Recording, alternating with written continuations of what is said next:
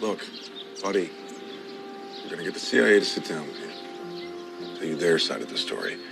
It would help if you would listen. The study seems to most seriously diverge from the facts by asking the reader to believe the CIA withheld information from the executive branch and Congress. We'd like to see that removed from the report.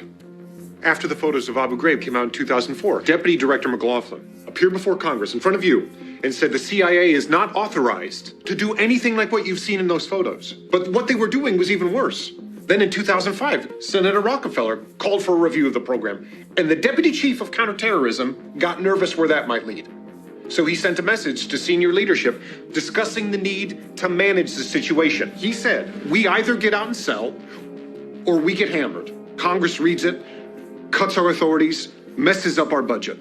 We need to make sure the impression of what we do is positive. This is the Deputy Chief of Counterterrorism. That all stays in. We fundamentally disagree with the assertion that the program was poorly managed and executed, and that unqualified officers imposed brutal conditions, used unapproved techniques, and were rarely held accountable. What about Mitchell and Jessen? Mitchell's PhD thesis was on diet and exercise for controlling hypertension.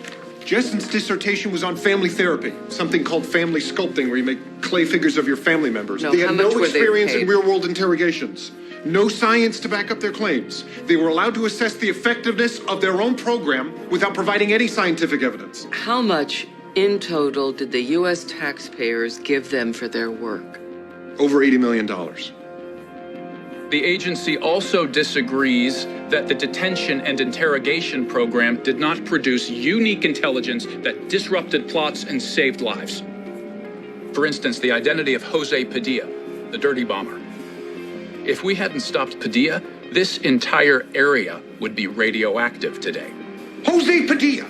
Padilla found the instructions for his dirty bomb online. In an article entitled Making and Owning an H-Bomb is the kind of challenge real Americans seek. It says, fill 2 buckets with uranium and swing them above your head as fast as possible. It was a joke. As far as we can tell, everything they attribute to EITs they already had, from other sources, from foreign governments, from other methods. They claim they saved lives, but what they really did was make it impossible to prosecute a mass murderer like KSM, because if what we did to him ever came out in a court of law, the case is over. The guy planned 9/11, and instead of going to jail for the rest of his life, the CIA turned him into a recruiting tool for a war we're still fighting. Stop meeting with them.